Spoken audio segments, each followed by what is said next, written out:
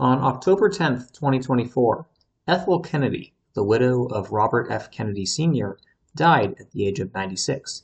If you haven't already, I would encourage you to go watch my Kennedy Curse and Dallas Stars video before watching this one, because this video builds on that one.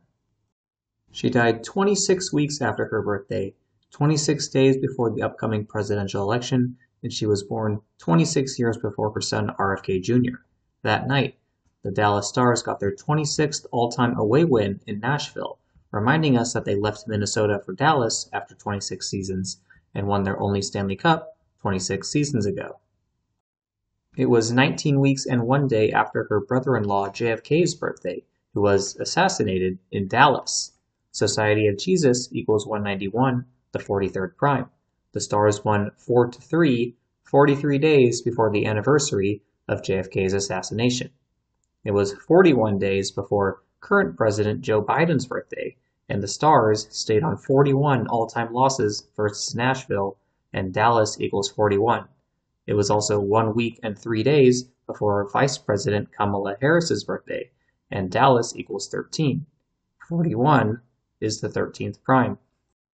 The Stars picked up their 62nd all-time win versus the Preds, and her birth name, Ethel Skakel, equals 62.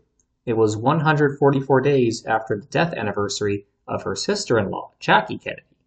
And Jesuit order and Kennedy curse both equal 144.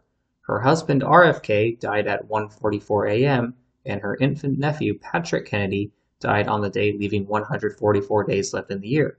The only time the Stars won the Stanley Cup was on the early hours of June 20th, 1999, a date with 144 date numerology, scored by Brett Hull, who was born exactly 1 year after Patrick Kennedy died.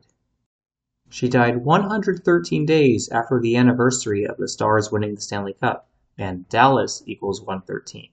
She died in Boston 115 days after her 74th wedding anniversary, which just so happened to be the same day that the Boston Celtics won the NBA Finals over the Dallas Mavericks. Masonic equals 115 and 74. Freemason equals 96, like her age of death. The Kennedys are of Irish descent, and she died 158 days before St. Patrick's Day, and Freemasonry equals 158. She died 126 days after the death anniversary of her husband, RFK Sr., and Dallas Stars equals 126. This was 99 days before her son RFK Jr.'s birthday, which is the 17th of January, or 17/1. The Stars' only Stanley Cup title came on the 171st day of 1999, and Dallas Stars equals 171. Ethel Kennedy equals 128, and the Stars are currently on 128 playoff wins since moving to Dallas. JFK was allegedly shot from 411 Elm Street, and the Stars have played 411 playoff games as a franchise. Lastly, she died 6 weeks and 6 days after her son RFK Jr. dropped out of the presidential race, and her husband died on 6/6. The Stars' Stanley Cup clinching goal was scored by Brett Andrew Hull, who was on a 3-year, $17 million contract in Buffalo, New York, in a game that started 3 months and 17 days after Texas Independence Day. 3/17 is the 66th prime.